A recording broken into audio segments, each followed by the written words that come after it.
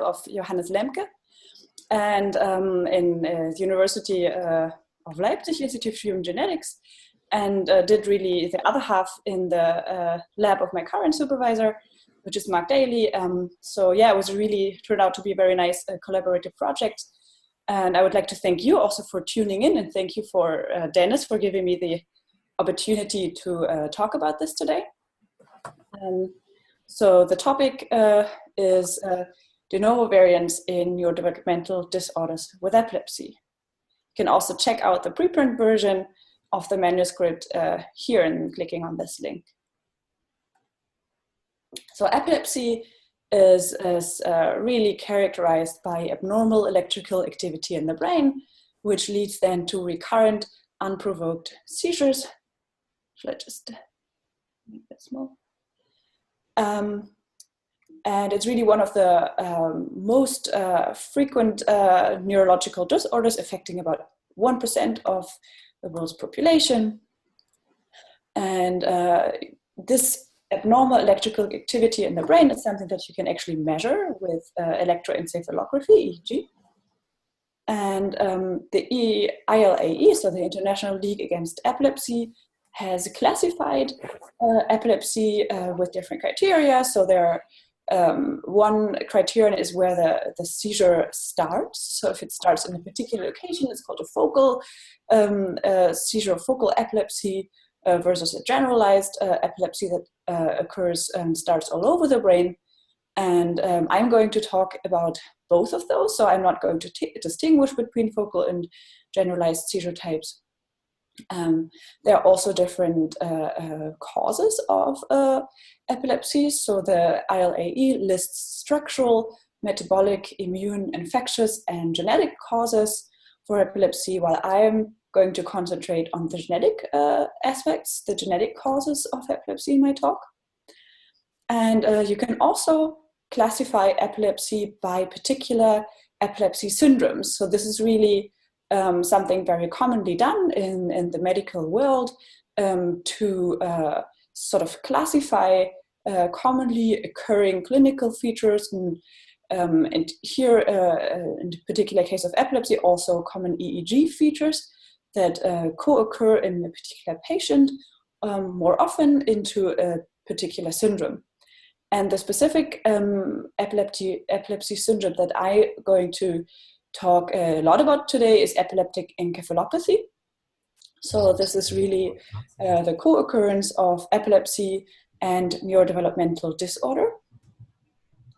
And really specifically, specific EEG or seizure patterns are that commonly occur together are here grouped into specific epileptic encephalopathy, or short EE syndromes.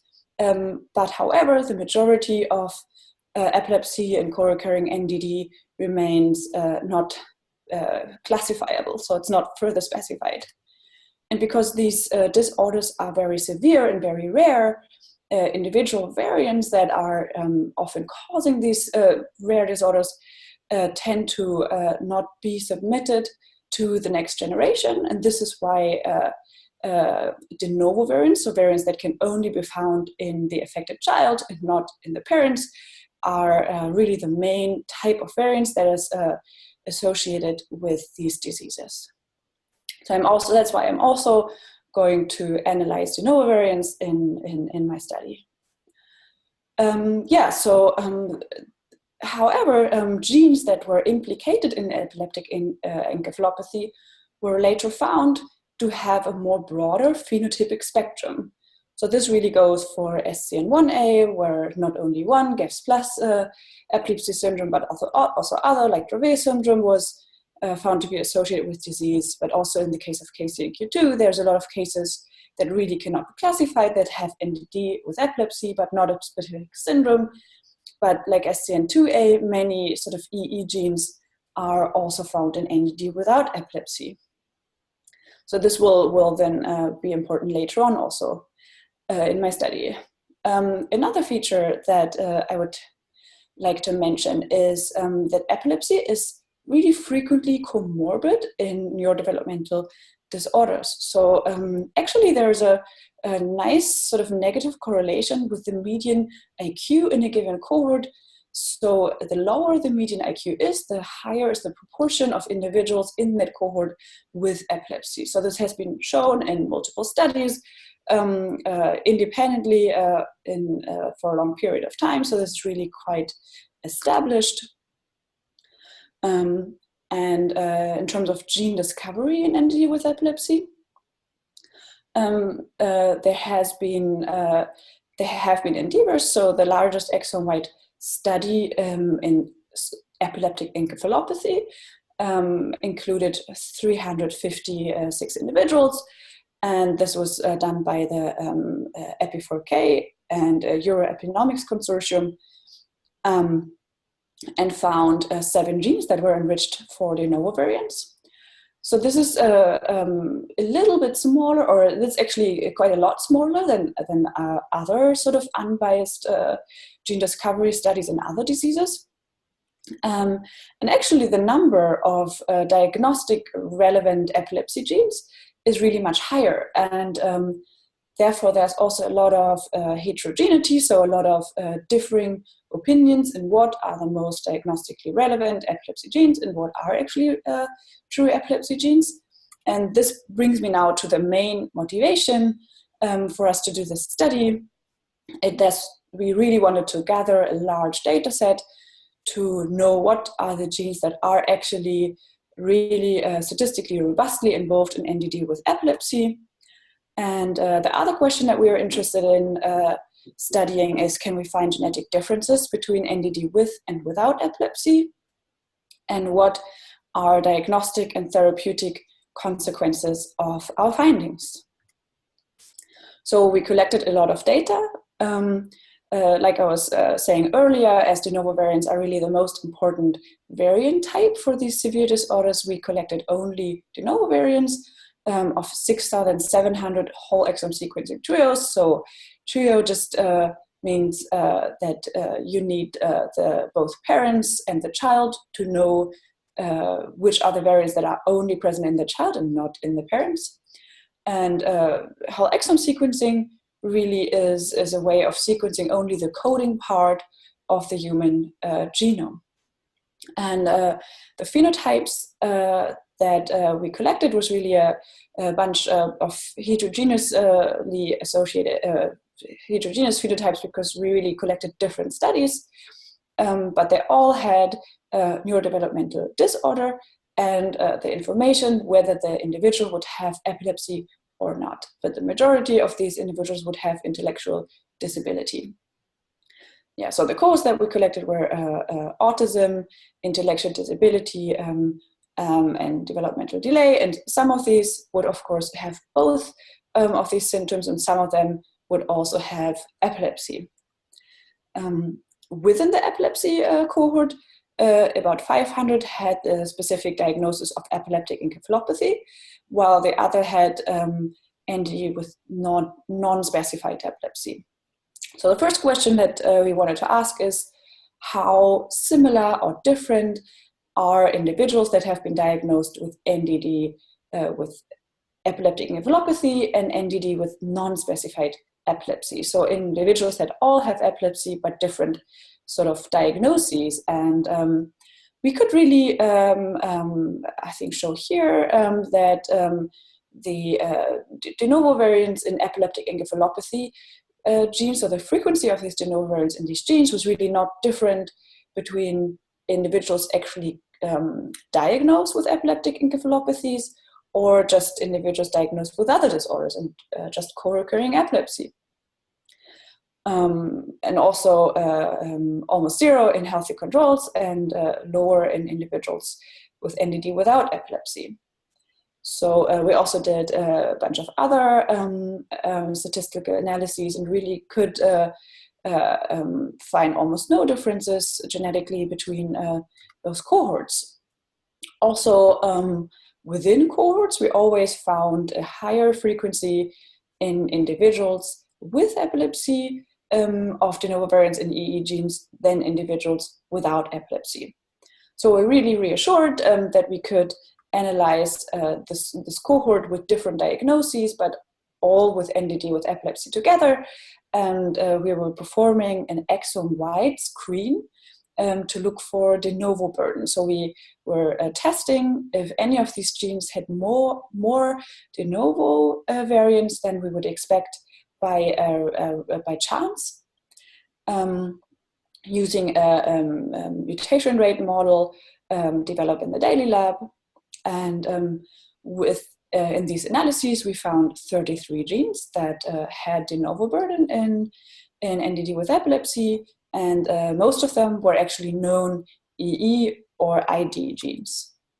We also, though, found some new genes, which was great. And we also found that these genes were predominantly expressed in the infant brain.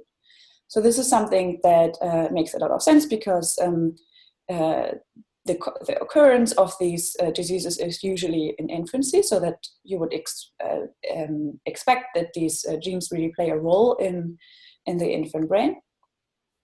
And we also find that the healthy individuals, so in the EXACT consortium, would have very, very few functional missense or truncating variants in these genes.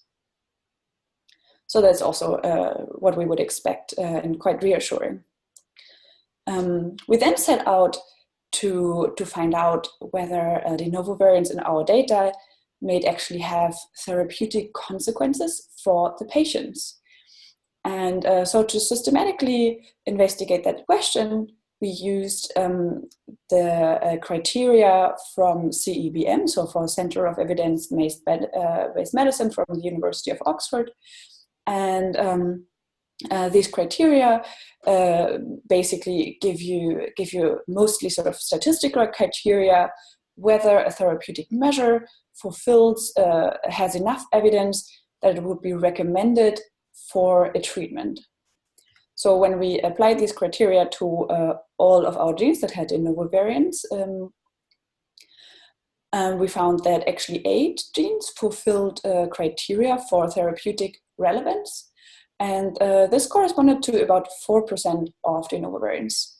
Just to give you an example, for 2 genes, so SLC2A1 is a gene that encodes for GLUT1, which is a glucose receptor in the brain.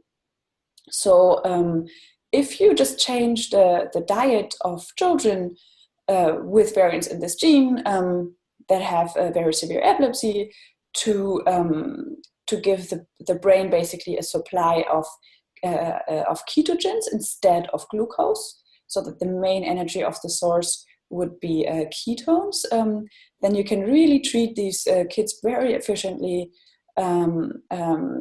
So this is really something that has been shown in a bunch of studies. And SCN1A is another example, where stiripentol works quite well, whereas sodium channel blockers can really effectively kill even children with variants in this gene. So knowing the genetic variant is in SCN1A really has also therapeutic implications for the patient. Next, we wanted to investigate how de novo variants in NDD without epilepsy were different. So here you can see just the different frequency. So I'm just gonna move that a little bit.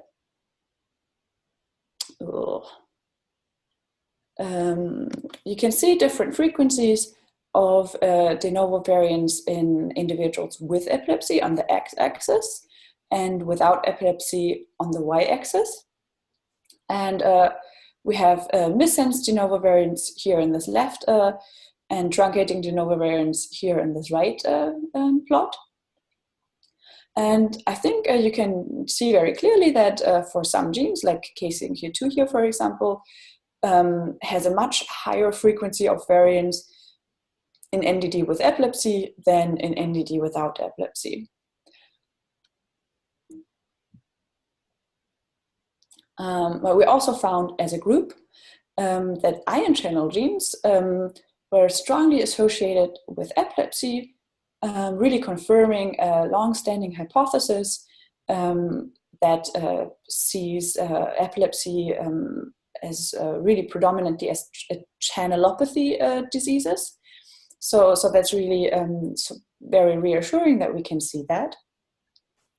We also find that having a missense de novo variant opposed to a truncating de novo variant really increases the chances of individuals to develop epilepsy, and that also an increased age at the time of sequencing would increase the chances of developing epilepsy. This is actually sort of an overall observation, but of course for individual genes this can look very differently. Yeah, if you're interested to know more about individual genes and age of sequencing, you can just have a look at the paper. The last question that we really asked in the study was whether our results would have implications in the diagnostic world. So we downloaded all diagnostic epilepsy gene panels of 24 of academic and commercial providers that we could find. And these were 24 in total, actually. And so in this graph, I just show all the 33 genes that we found to have a significant de novo burden in NDD with epilepsy. And on the y-axis, you can just see how many of these genes were included in these 24 commercial and academic providers. So SCN2A, for example, is included in all of these 24 gene panels, 100%. But some of them, like DIRC1A, for example, is really only included in 20% of them. So in total, these diagnostic epilepsy gene panels would, on average, have really only detected about 60% of the de novo variants in our study.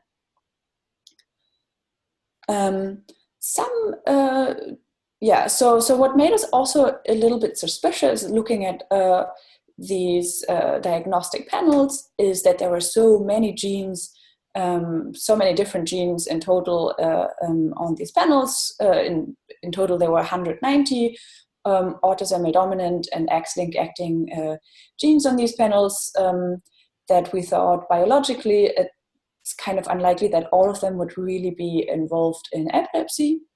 So we're suspecting that maybe some of them were not true disease genes. So we applied the criteria that we found in our study to be associated with the genes with de novo burden so these 33 with a significant de novo burden in NDD with epilepsy, and we found that 50 genes of these 190 genes in the gene panels were not brain expressed and were not constrained and had no de novo variants in our cohort. And so these were sort of the suspicious candidates.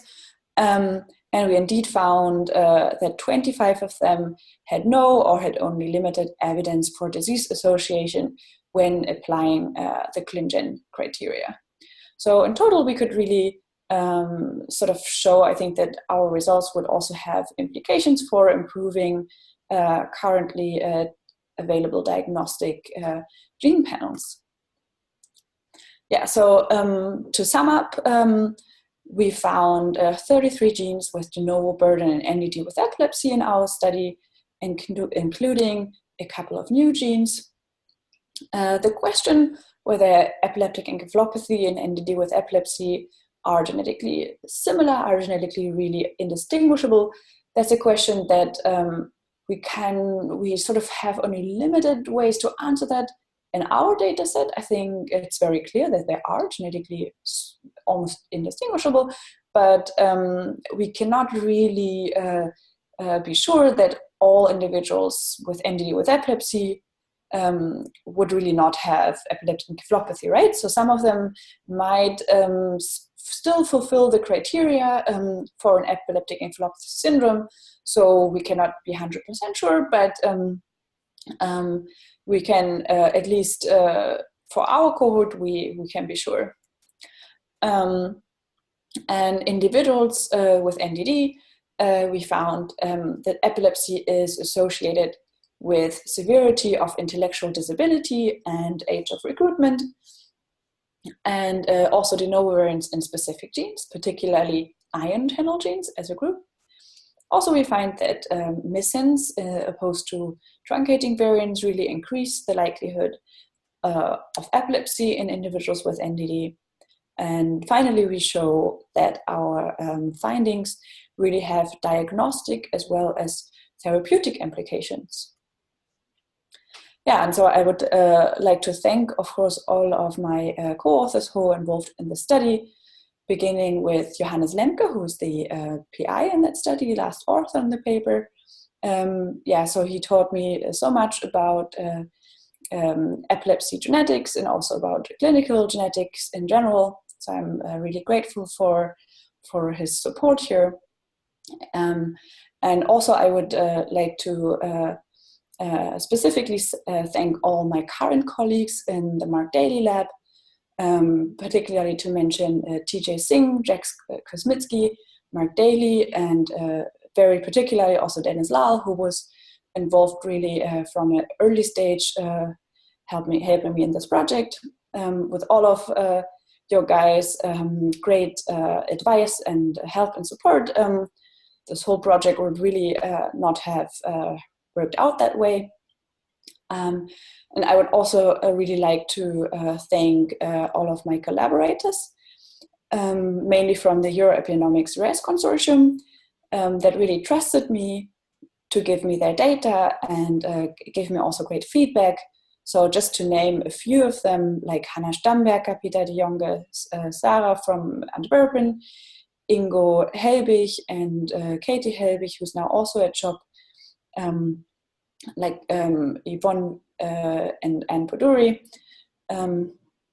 So I would like to thank all of you guys so much, and thank you for your attention, and thank you for listening. And I'm very happy to take questions now.